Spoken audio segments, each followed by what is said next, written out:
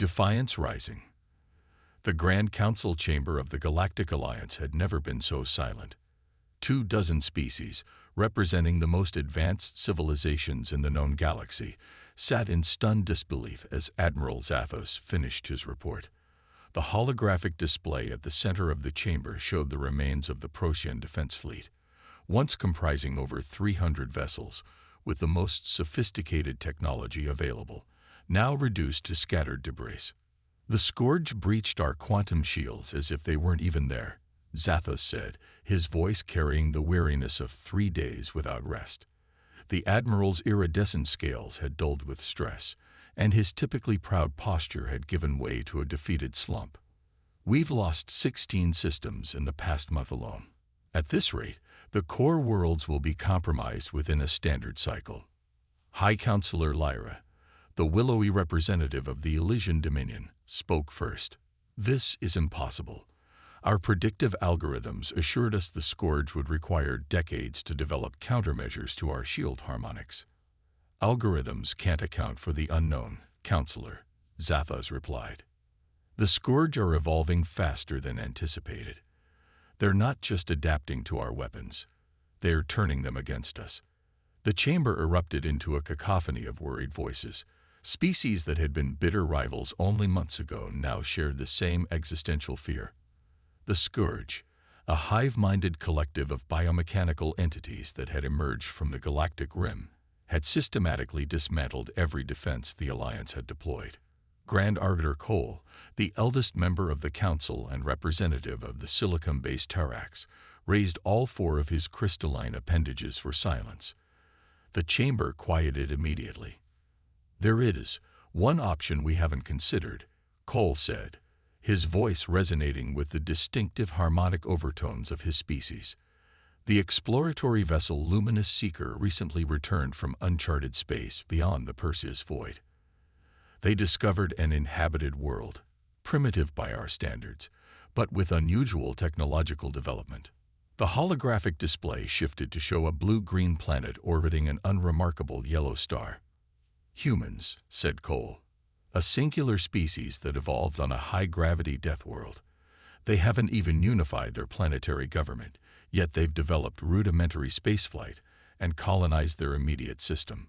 Counselor Nixer of the Telepathic Meridian Collective scoffed. What possible help could such primitives offer against the Scourge? Their technology must be millennia behind ours. That, Cole replied, may be precisely why we need them. Captain Alina Reyes stood on the observation deck of the United Earth Warship Dauntless, watching as the alien delegation boarded through the ventral docking bay. She straightened her uniform jacket and tried to suppress her amazement at how quickly humanity's fortunes had changed. Just 6 months ago, Earth had made its first contact with extraterrestrial intelligence when the Luminous Seeker appeared in orbit.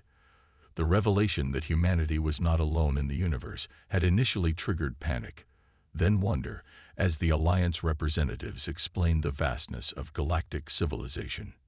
What they hadn't immediately explained was their desperation. Captain, the Alliance representatives have cleared quarantine protocols.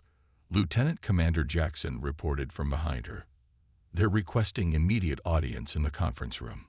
Very well, Rise replied, turning from the viewport. Let's not keep our guests waiting. The conference room of the Dauntless was utilitarian by any standard. Brushed steel walls, practical furnishings, and a simple holographic projector. It had not been designed to host representatives of the most advanced civilizations in the galaxy. Yet here they were. Admiral Zathos of the Seleno, with his shimmering scales and compound eyes. Science Director Thela, a meridian whose translucent body pulsed with bioluminescent patterns, and Grand Arbiter Cole, whose crystalline form refracted the room's lighting into prismatic patterns. Captain Reyes, Zathos began, his translator converting his clicks and whistles into perfect English. We appreciate your haste in responding to our request. Time is not a luxury we possess. Reyes nodded. My superiors were surprised by your specific request for the Dauntless. We have newer vessels in our fleet. Newer, but not necessarily better suited to our needs, said Cole. Your vessels, Unconventional design has attributes that interest us greatly. Rise understood the diplomatic language. The Dauntless was considered outdated by Earth's military standards, a second-generation heavy cruiser commissioned 15 years ago. It still relied on ballistic point defense systems and chemical propellants for some of its weapons, alongside the newer fusion drives and energy-based armaments. The Alliance forces have superior technology in nearly every aspect, Science Director Thela said, her thoughts translating directly through the communication device at her side. Yet we face extinction. Our elegant solutions have met a predator that adapts to elegance. You want chaos, Rise said, understanding dawning. Unpredictability. We want humans, Zathos corrected. Your species evolved on a planet that should have killed you 1,000 times over. You develop technologies not in a smooth, logical progression as most species do, but in fits and starts, keeping old systems alongside new ones. Your military doctrine still employs strategies developed when you fought with chemical explosives and projectiles. That's because they still work, Commander Jackson interjected. Precisely, said Cole. The Scourge have never encountered such inefficient yet effective approaches. They cannot predict what they have never seen. Rise leaned forward. You're asking us to join your war. We're asking you to help us survive it, Zathos replied. And in return, we offer Earth full Alliance membership and all the technological and cultural exchange that comes with it. Your species could advance centuries overnight. I'll need to consult with Earth Command, Rise said, though she already knew what the answer would be. Humanity had always dreamed of the stars. The Mykolan outpost hung in space like a jewel, its silver spires extending from a central hub in a geometric pattern that had once been considered the pinnacle of aesthetic engineering. Now many of those elegant spires were broken, and the shield that should have encased the entire structure flickered weakly under the assault of Scourge vessels. These living ships, part organic, part machine, swarmed around the outpost in patterns that seemed chaotic at first glance, but revealed frightening intelligence upon closer inspection. They were learning the shield's frequency, probing for weaknesses, and adapting their attacks accordingly. On the bridge of the Dauntless, Captain Rise watched the tactical display with narrow eyes. Status of the Alliance Defense Fleet? She asked.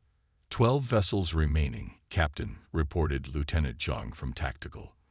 Their formation is breaking down, shield effectiveness dropping across all ships. The Dauntless had arrived at the edge of the system just hours ago, following the desperate distress call from the outpost. Already, Rise could see that the Alliance's sophisticated defense grid was failing against the Scourge's adaptive attacks. They're too coordinated, Rise muttered. Too perfect. She turned to Admiral Zathos, who had insisted on joining this mission. Your ships are fighting as individuals, each one executing the optimal response to the threat directly in front of it. Of course, Zathos replied. Our neural networks calculate the most efficient defense and attack patterns thousands of times per second. That's your problem, Rice said. The Scourge are studying those patterns and adapting. You're too predictable. She turned to her communications officer. Open a channel to all Alliance vessels. When the channel was confirmed open, Rice spoke clearly. This is Captain Elena Reyes of the Earth vessel Dauntless. All Alliance ships, disregard your tactical algorithms. Switch to manual control and execute randomized evasive maneuvers. Prepare to follow our lead. She could see the confusion on Zathos's face. Manual control. But the reaction time of even your most enhanced pilots can't match. Sometimes slower is better. Reyes cut him off. Lieutenant Zhang, deploy our electronic warfare suite. Full spectrum noise across all frequencies the Scourge used for coordination. Commander Jackson, bring us in at full burn. Weapons free. All systems. The Dauntless surged forward, its engines flaring bright against the void. Unlike the sleek, energy-efficient designs of Alliance vessels, the human warship was angular, asymmetrical, and bristling with a bewildering array of weapons systems from different technological eras. As they closed with the Scourge fleet, Reyes gave the order that would change the course of the war. Deploy countermeasures and initiate firing sequence Alpha.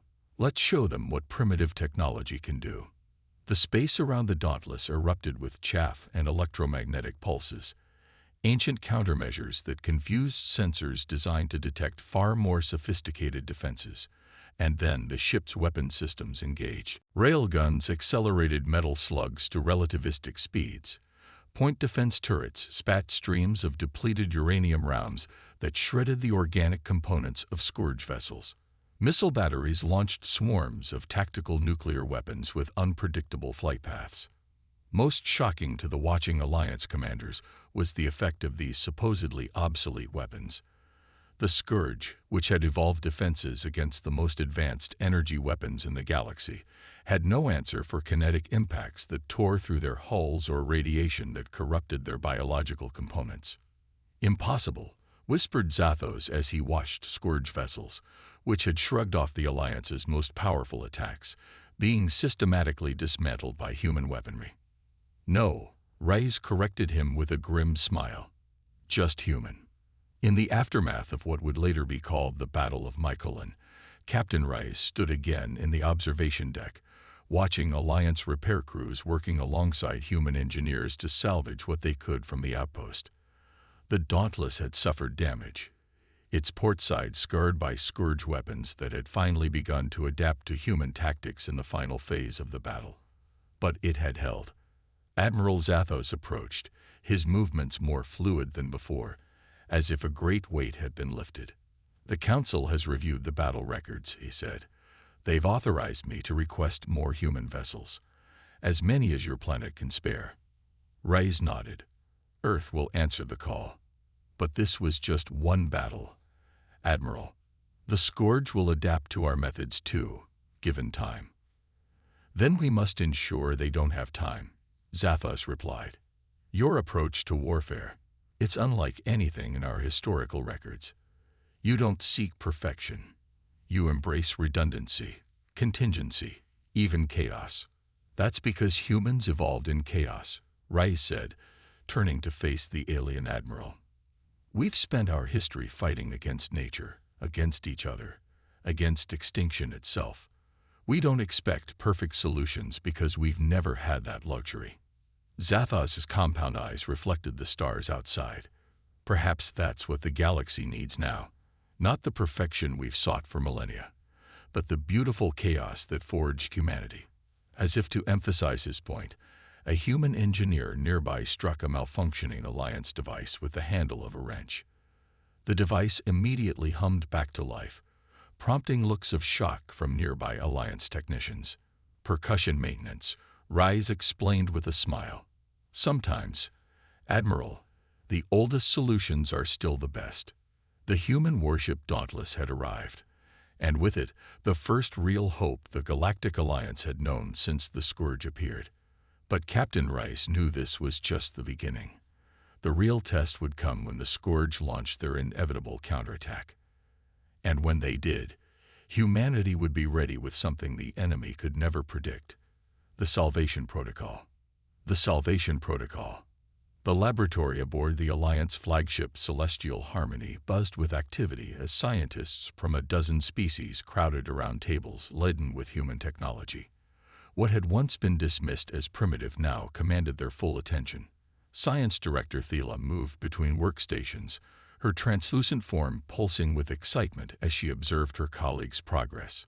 "Fascinating," murmured a Tarax engineer, his crystalline appendages delicately manipulating what humans called a mechanical timing device. A wristwatch. No quantum entanglement, no temporal field manipulation, just interlocking gears and springs, yet it keeps time with remarkable precision. "The humans call it reliable engineering," Thela explained. "They designed for failure rather than perfection. Every system has backups, often using completely different principles of operation." Nearby, a Meridian weapons specialist was carefully disassembling the human firearm. This projectile weapon uses chemical propellant, explosive powder, to launch metal projectiles. The technology is thousands of years old by their own admission, Yet they still manufacture them alongside energy weapons. Because they still work, came a voice from the doorway. Captain Elena Reyes entered the laboratory, accompanied by Admiral Zathos. 3 months had passed since the Battle of Mykolaiv, and in that time, the human presence in Alliance space had grown from a single ship to a fleet of 30 vessels. Earth had committed everything it could spare to the war effort, drawn by both the existential threat of the Scourge and the promise of technological exchange with the Alliance. Captain Reyes. Thila greeted her with a pulse of bioluminescence that translated as respect in Meridian communication. Your technology continues to surprise us. We've incorporated several human concepts into our defensive systems already. Glad to hear it, Reyes replied, because we're going to need every advantage. The Scourge have been too quiet. The mood in the laboratory darkened. The Alliance had won a handful of victories following Mykolaiv, pushing the Scourge back from their most recent conquests. But for the past 2 weeks, enemy activity had virtually ceased. No attacks, no probes, not even long-range reconnaissance. Admiral Zathos moved to the central holographic display and activated it with a gesture. A strategic map of Alliance space appeared, showing the current disposition of forces. Our analysts believe they're adapting, he said grimly, studying our new tactics and developing countermeasures. When they return, they'll be prepared for human methods. Reyes nodded. That's what I would do in their position, which is why we need to implement the salvation protocol now, before they strike. The laboratory fell silent. The salvation protocol had been a topic of heated debate among Alliance leadership since Reyes had first proposed it a month ago. Many still resisted the concept, arguing that it went against millennia of military doctrine. The Council remains divided, Zathos admitted.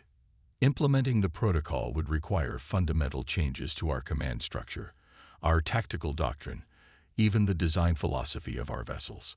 We don't have time for half measures, Reyes insisted. The protocol is our best chance. Before Zathos could respond, the ship's communication system activated with an urgent tone. Admiral Zathos to the command center. Priority alert. Repeat, Admiral Zathos to the command center. The command center of the Celestial Harmony was in controlled chaos when Reyes and Zathos arrived. The main view screen showed multiple sectors of Alliance space lighting up with alert indicators.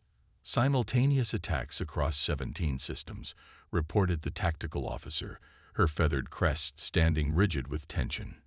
Initial reports indicate Scourge vessels numbering in the thousands. They've been building up their forces, Zathos realized, using the lull to amass an overwhelming advantage. Reyes studied the tactical display, noting the positioning of the Scourge fleets. They're targeting our communication hubs and fleet anchorages. They want to isolate our forces and prevent a coordinated response. Standard doctrine would be to consolidate our fleets and establish a defensive perimeter around critical systems, said High Commander Venn, the Alliance's senior military strategist. That's exactly what they're expecting, Reyes countered. They've studied our responses long enough to predict standard doctrine. The tactical display updated as more reports flooded in. Alliance vessels engaging the Scourge were reporting troubling developments. The enemy had adapted to human kinetic weapons, developing layered barriers that dispersed the energy of impacts. They had also modified their communication systems to function through the electronic warfare noise that had previously disrupted their coordination. They're learning, Zathos said quietly, adapting to human methods just as they adapted to ours. Reyes's expression hardened. Then we changed the game again. She turned to face the assembled Alliance commanders. The salvation protocol. Now, after a moment of tense silence, Zathos nodded. Implement the protocol. Full authorization. High Commander Venn looked bewildered.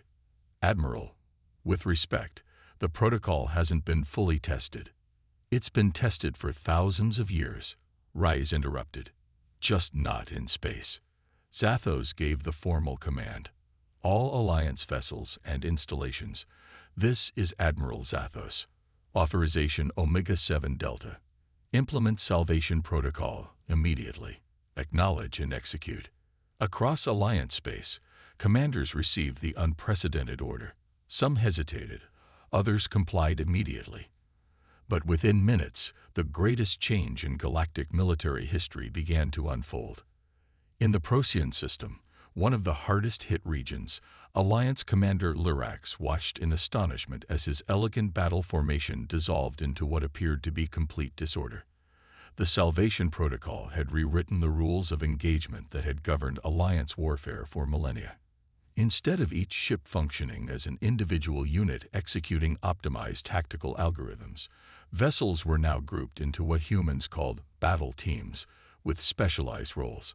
Some provided electronic countermeasures, others focused on offense, and still others on defense, all coordinating with each other rather than acting independently. Most radical of all, the protocol called for intentional randomization of actions within predetermined parameters, introducing chaos into their own movements to prevent the Scourge from identifying patterns. "This is madness," muttered Lyrax's executive officer. "No," Lyrax replied, watching as the seemingly chaotic movements of Alliance ships began to take effect, confusing the Scourge formation. "This is human." The battle raged for hours, with Alliance forces gradually gaining ground using their new tactics. The Scourge, which had arrived prepared to counter the strategies they had observed at Mycalin, found themselves facing an entirely different approach. But the advantage was slim.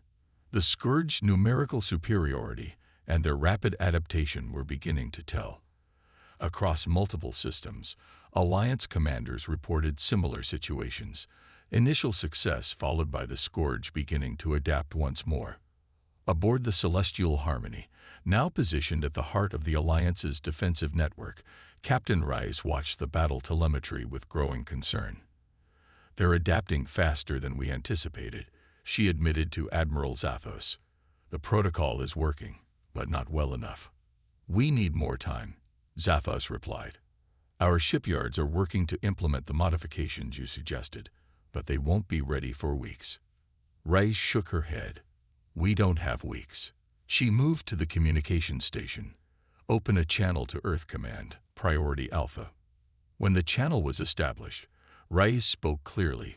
"Earth Command, this is Captain Rice. Authorization Sierra Tango 94. Request immediate implementation of Contingency Thunderbolt." The response came moments later. "Authorization confirmed. Contingency Thunderbolt is active. Stand by." Rice turned to Admiral Zathos.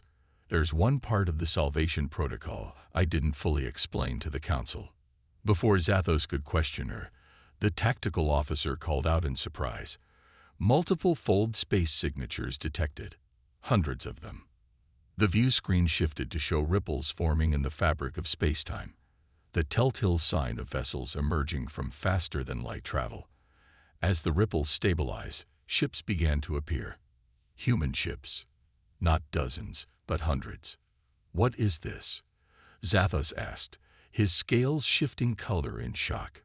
"Reinforcements," Rice replied simply. "Earth's entire reserve fleet. We've been preparing them since first contact, retrofitting them with the fold space drives you provided us." The ships emerging from fold space were unlike the newer human vessels the Alliance had seen. Many appeared to be decades old by their design, museum pieces that had been recommissioned and upgraded. There were converted cargo vessels with weapons retrofitted to their hulls, ancient submarines repurposed for space warfare, and platforms that had once been orbital habitats now bristling with railguns and missile tubes. These vessels were decommissioned years or decades ago, Rice explained as Zathos stared in amazement. "But we never completely dismantle our ships. We keep them in what we call mothball fleets, preserved against future need." "Your species expected this war?" Zathos asked. Rice shook her head. "We expected a war. Humans always do. It's in our nature to prepare for the worst while hoping for the best." The tactical display updated as the human reinforcements integrated into the battle network. Unlike the Alliance's elegant, specialized vessels, Earth's ships were brutally pragmatic, designed to absorb damage, carry overwhelming firepower, and be operated by human crews with human intuition. All human vessels, Reyes broadcast. This is Captain Reyes. Implement Salvation Protocol Phase 2. Acknowledge and execute. The responses flooded in from captains across the newly arrived fleet. Acknowledged. Executing now. Thunderbolt is go. Zathos watched as the tactical situation began to shift. The human vessels were deploying in small, coordinated groups that operated semi-independently, creating a battle space so complex and unpredictable that even the adaptive Scourge could not make sense of it. The final component of the Salvation Protocol, Reyes explained. Distributed command. Our vessels are organized into task forces, each with broad strategic objectives, but tactical autonomy. No central algorithm, no perfect optimization, just humans making decisions based on the situation in front of them. Chaos, Zathos whispered. Controlled chaos, Reyes corrected. And against an enemy that expects perfection, chaos is the perfect weapon. The Battle of 17 Systems, as it would later be known, raged for 3 days. The arrival of Earth's reserve fleet had turned the tide. But the Scourge fought with the desperate intelligence of a predator that senses its prey might escape. On the third day, Captain Reyes led a task force of human and Alliance vessels in a bold strike against what intelligence had identified as the Scourged command structure. Massive vessels that coordinated the Hive's activities across multiple star systems. The human vessels took the lead, absorbing punishing fire from the Scourged defenders, while Alliance ships provided supporting fire with their more advanced energy weapons. It was a perfect synthesis of approaches, human durability and unpredictability combined with Alliance precision and power. All vessels, execute final attack pattern. Reyes ordered as her task force closed on the primary command ship. Alliance vessels, target their communication nodes. Human ships, prepare for close assault. What followed was a maneuver that Alliance tacticians would study for centuries afterward. The human vessels executed what they called a hammer and anvil formation, half the fleet creating a fixed position that forced the Scourge into a predictable response, while the other half exploited that predictability with a devastating flanking assault. When the Scourge command ship finally fractured under the combined assault, its destruction triggered a cascade effect through the hive mind. Across 17 systems, Scourge vessels suddenly lost coordination, their movements becoming erratic as the centralized intelligence that guided them failed. The Alliance and human fleets pressed their advantage, systematically destroying or disabling the now disorganized enemy forces. By the fourth day, the last major Scourge presence had been eliminated from Alliance space.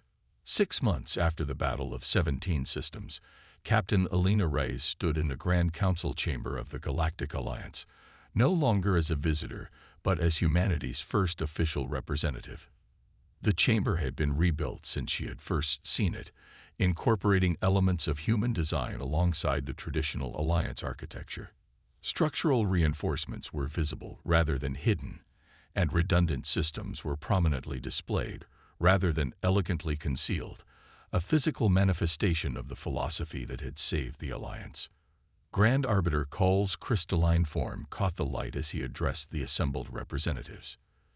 Today we formally welcome humanity to the Galactic Alliance, not as junior partners but as full equals. Their contribution to our survival cannot be overstated. Admiral Zathos, now bearing the ceremonial marks of the Alliance's highest military honor, stepped forward. More importantly, we acknowledge the lesson that humanity has taught us. For too long, we pursued perfection at the expense of resilience. We optimized our systems until they could not adapt to the unexpected. We forgot, Science Director Thela added, her thoughts projecting clearly, that evolution does not produce perfect organisms. It produces survivors. Reyes accepted the formal charter of Alliance membership with a bow. On behalf of Earth and all human colonies, we are honored to join your community. We bring with us our technology, our culture, and our perspective, for whatever it may be worth. It is worth everything, Cole replied. For thousands of years, the Alliance evolved toward what we believed was the pinnacle of civilization.